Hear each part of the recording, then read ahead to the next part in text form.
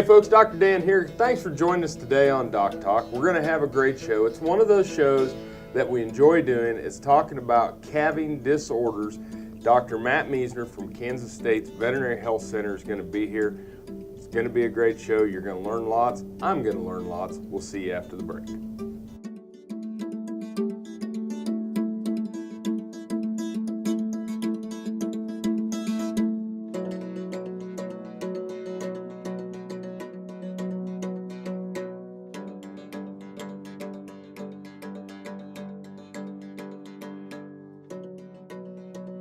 Closed captioning brought to you by Kansas Soybean Commission. The Soybean Checkoff, Progress, powered by Kansas farmers.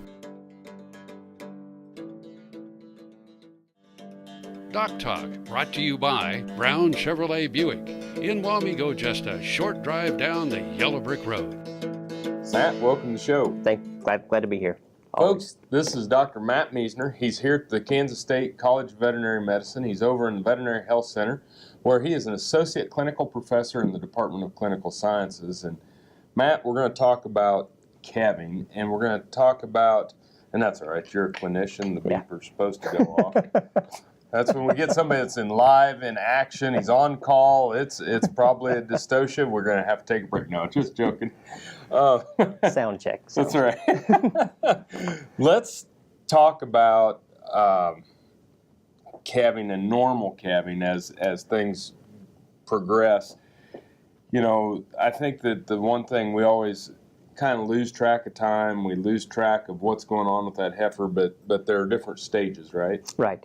None of them can read. I've never not met a cow that could read a book yet, but there are some predicted times that we need to look at, and times when we need to act, and times when we just need to leave them alone as well. So, you know, we go through stages, and there's 3 stages of calving, and the whole process is what I would call is prep, push, and placenta. You know, it makes it pretty simple. So the first stage is stage 1, which is prep phase, and that's leading up to it, and all the things are getting relaxed, and the cow's getting ready to make enough opening to get this calf ready to go. And then there's the push phase, which is the actual labor, and then that should be pretty quickly.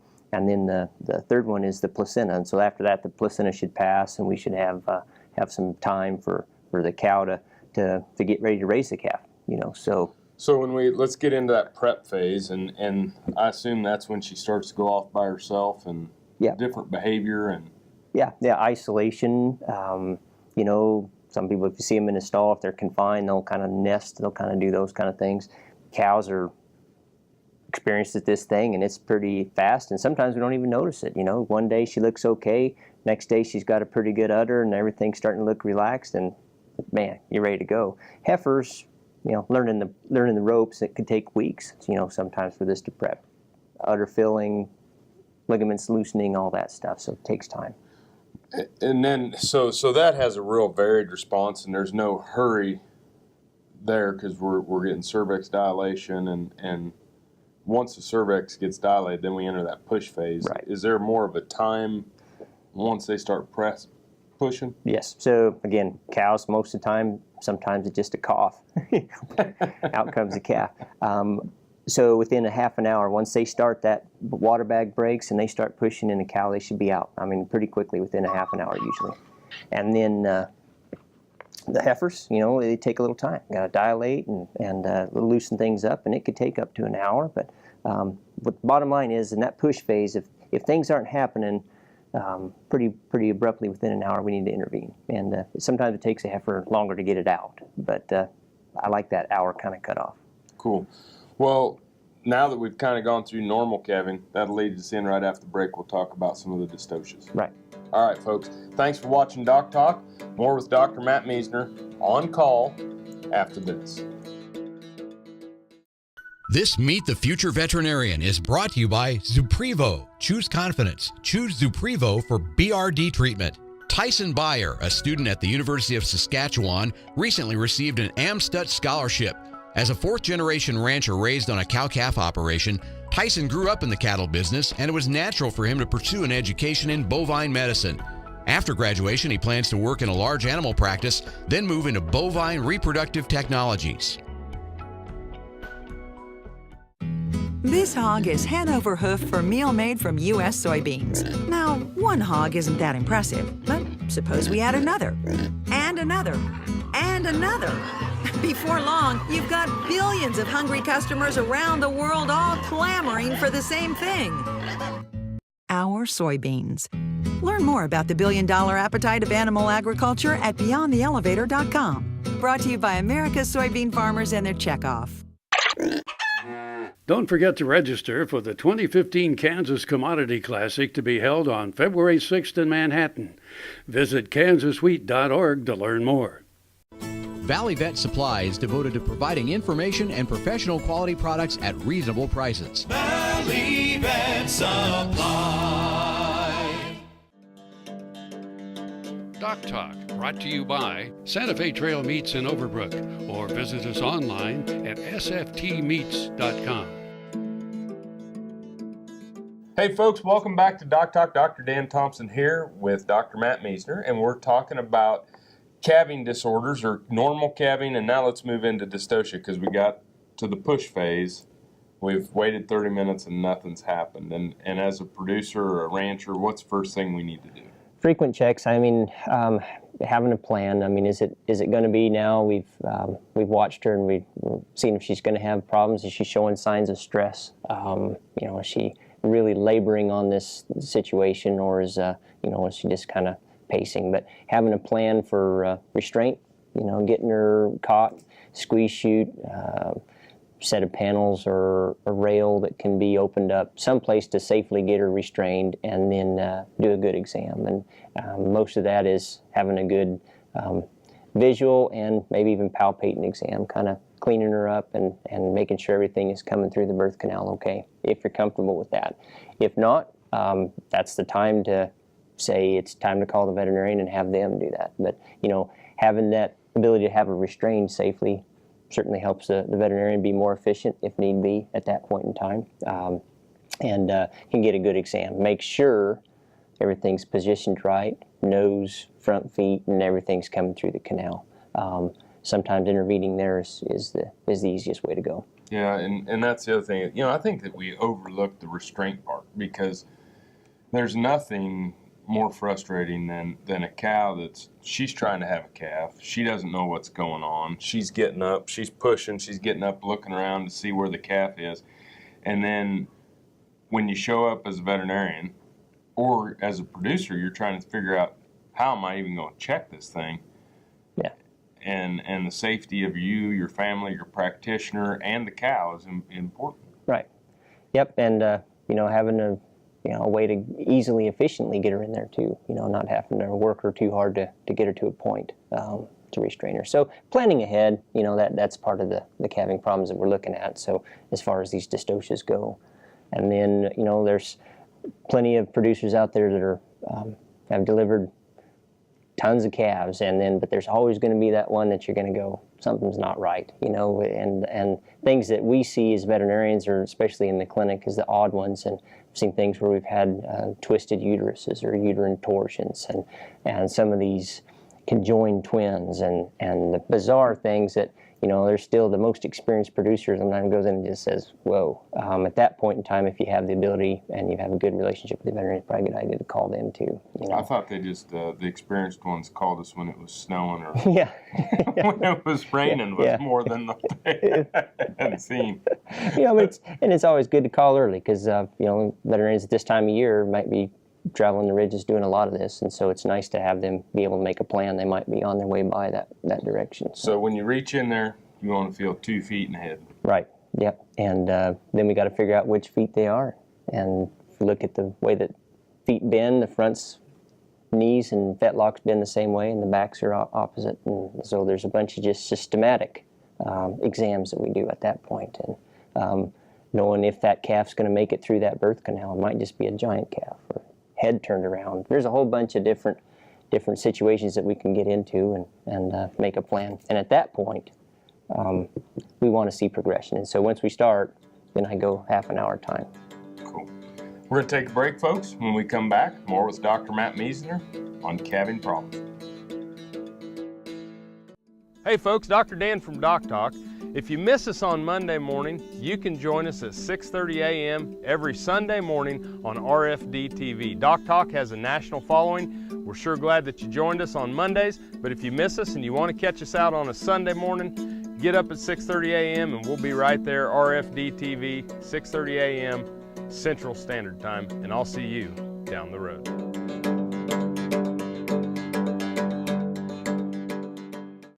The BQA Tip of the Day, sponsored by Beringer Engelheim Vetmedica, Inc. I'm Dr. Nels Lindberg with Animal Medical Center in Great Bend, Kansas, also with Production Animal Consultation.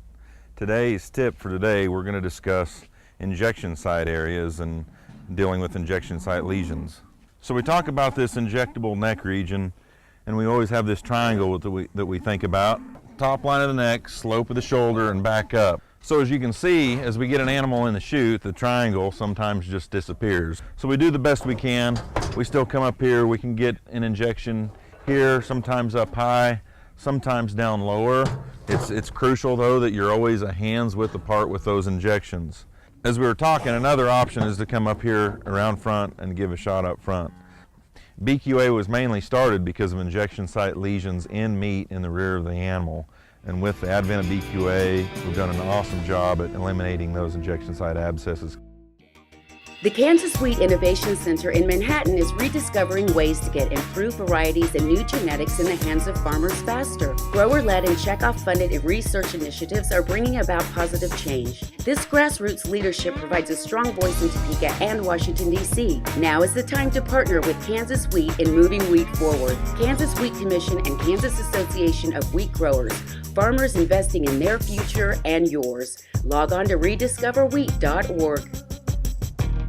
Don't forget to register for the 2015 Kansas Commodity Classic to be held on February 6th in Manhattan. Visit kansaswheat.org to learn more. Tallgrass Commodities offers producers bulk commodities at a reasonable price with reliable service throughout the whole Midwest.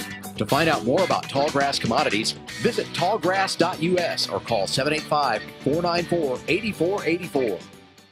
Turn to a Central National Bank Ag Professional. You'll be in good company. They'll help you track expense lines, manage variable input costs, assess ground agreements, pick a crop protection plan. These times demand ag professionals. Central National Bank. You could profit from what they know. Ag operations run better on Central Time. Central National Bank, money for life.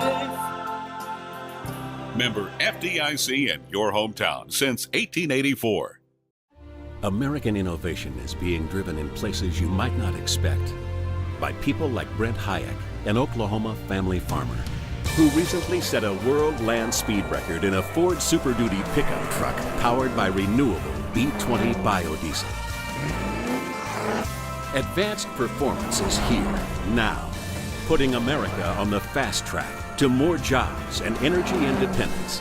Biodiesel, America's advanced biofuel.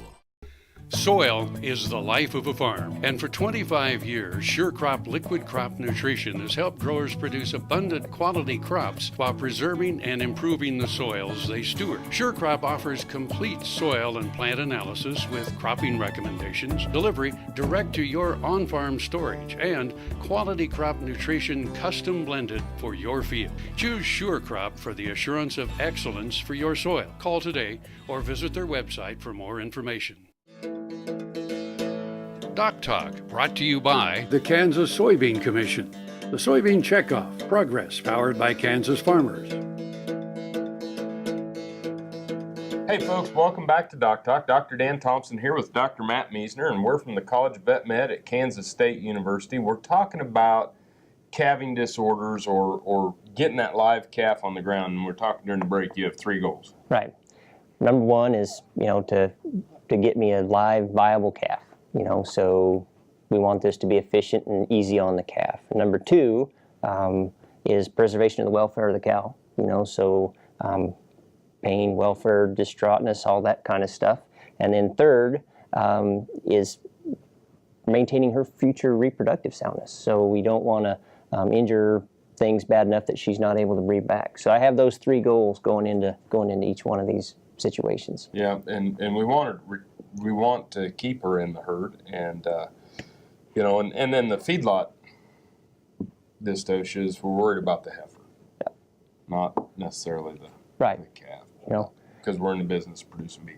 Right. And so the best way to do this is to be efficient. And so I look at my watch, it's time flies when you're having a good time, and I want to be having some sort of progress about every 15 to 30 minutes. So if I need to get a leg up or a head's turned around, I want to have that lined up and ready to go within 15 minutes or half an hour. And each stage, whether it's breech, we have a tail or we have a posterior, I just want to be sure that I'm getting things moving out the back end efficiently. And if I'm not, then it's already been discussed as to what is plan B. Is it a live calf? Is it a dead calf? When do we go to a cesarean? And it's been shown pretty often, if we have a decent facility, a sooner decision for a cesarean is usually a good one. Cow's in a better shape, calf is in better shape. All in all, if we have the right situation, for a cesarean. So when we're talking about the beef prices, with where they're at, a cesarean section, folks, is nothing on the cost for what getting a live viable calf that you're going to sell that's going to be $1,600 at the time of weaning. Right. Yeah, and if you're able to do a good, efficient C-section with a cow in better shape, her chances of breeding back are a lot better than waiting too long.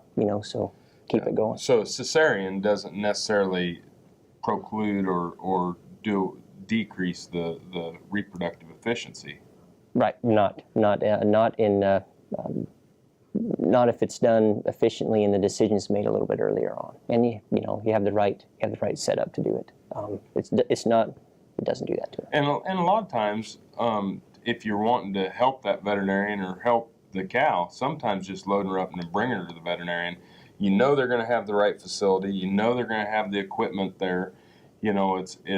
You're dealing more on your time schedule. It's something that I see more and more is the hauling clinic. Right, and more efficiency, so a veterinarian can do more at once. You have all the medical equipment that you need to revive that calf. A whole bunch of different medical interventions you can do at the clinic. Plus, everybody's warmer and drier and all that kind of stuff. But in the end, everybody benefits from that, and you do see more haul-in type situations. Cool. Well, let's take a break. When we come back, let's talk about taking care of that cow and that calf after the calf hits the ground. Good. Thanks, Matt. Thank you for watching DocTalk. More here after the break. Tar Waters has what you need for all seasons for around the farm and home. Working, hunting, growing, feeding, snow removal, even fun for the kids. And a service department with experienced techs to help keep your equipment in top running condition. Tar Waters has a huge selection and the best prices. Tarwater Farm and Home, family owned and operated since 1978. They have what you need.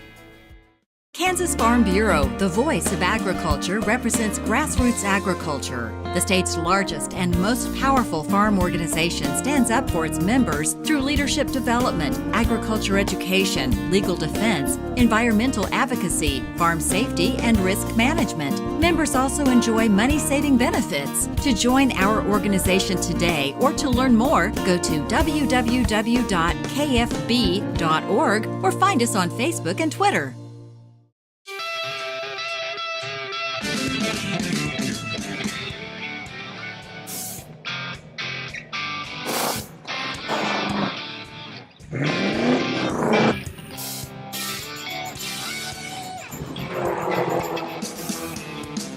This is the fast track to more jobs and America's energy independence. Advanced performance is here, now. Biodiesel, America's advanced biofuel. Buying a car shouldn't be this hard. And at Brown Chevrolet Buick in Wamego, it isn't. It's actually awesome. Whether you want a new or used car or truck, Toby's team can make the deal. Even if you want to custom order a new car or truck, Toby's team can make the deal. See Toby's team at Brown Chevrolet Buick in Wamego. We're awesome. Don't forget to register for the 2015 Kansas Commodity Classic to be held on February 6th in Manhattan. Visit kansaswheat.org to learn more. When your living depends on agriculture, you can depend on KFRM 550 AM. If you're in the southwest three-fourths of Kansas or the northern half of Oklahoma, catch us at 550 AM on the radio dial. But if that isn't you, listen on your cell phone at TuneIn Radio or on your computer at KFRM.com. We promise to keep you informed, entertained, and company as you go through your day. KFRM 550 AM, the voice of the plains. We would like to join your management team. Valley Vet Supply is devoted to providing information and professional quality products at reasonable prices. Valley Vet Supply. Kansas Farm Bureau, the voice of agriculture. To join today or for more information, go to kfb.org or find us on Facebook and Twitter. Hey folks, welcome to DocTalk. Dr. Dan Thompson here with Dr. Matt Miesner, and we're talking about getting the calf out of the cow. And calving season is upon us. There's a lot of excitement. Dr. Miesner is an associate clinical professor here at the Veterinary Health Center at Kansas State University's College of Veterinary Medicine, where he sees hundreds of cows a year, teaches this. We're fortunate to have him as a guest. It's always good to have you on the show. Thanks. You bring great wisdom, and you do a good job, not only with our clients and their animals, but I'm very thankful for what you do for our students. Appreciate it. Appreciate you. Let's talk a little bit, Matt, about the post-calving care, and we got to get to that third stage, right? Right. So we've got the calf on the ground, and sometimes there's some intervention that needs to be done right then and there, as far as resuscitating that calf, and even a slight delay through that pelvis can get them short on oxygen and different things. And so there's a situation sometimes where we've got to intervene within that first 5 minutes, and we have various drugs and treatment protocols that we kind of follow with that. Get them breathing, get some air passage, and then kind of watching the cow as well. So did we have some rough birthing where we have to address some injuries to the cow? Address those right then and there. So that first 5 minutes to an hour is just getting that calf viable and able to sustain itself. And then after that, down the road several hours, the cow should be passing her placenta within 6 to 12 hours, but sometimes they'll retain. And then within that first hour or two, we really want that calf to have its first meal of colostrum too. So either he's going to be viable enough to get up and do it himself, or sometimes it's just easier just to go ahead and strip her out and tube it right then and there, or get him to take a bottle. And the sooner the better on colostrum, right? Right. You're within a 24-hour window, long window. I mean, ideally within 6 or 8, they need to have that first bit of colostrum to be absorbed, and then after that, things start shutting down, and they don't absorb it systemically after that. So within that first 6 or 8 hour. What's your stance on retained placentas? Because I mean, my granddad and dad, we made 100 calls a year on retained placentas. Right. We want her to pass it on her own at all costs. We don't really want to force it out and strip it. That still shows that causes quite a bit of inflammation. So she might retain it. We treat her, support her, antibiotics sometimes, depending on how healthy she is. But most cows will eventually, get that to loosen up and fall out. It can be pretty horrendous by the time it comes out. But as long as she's healthy, I let her do it on her own. We can do some gentle help, but we don't want to clean them. Cool. Well, thanks for being on the show today. Thanks for being here. Folks, thanks for watching DocTalk. And if you want to know more about what Dr. Miesner and I do here at Kansas State University, you can find us on the web at www.vet.ksu.edu. Remember, always work with your local practitioner on many of these issues. Thanks for watching DocTalk today. I'm Dr. Dan Thompson, and I'll see you down the road.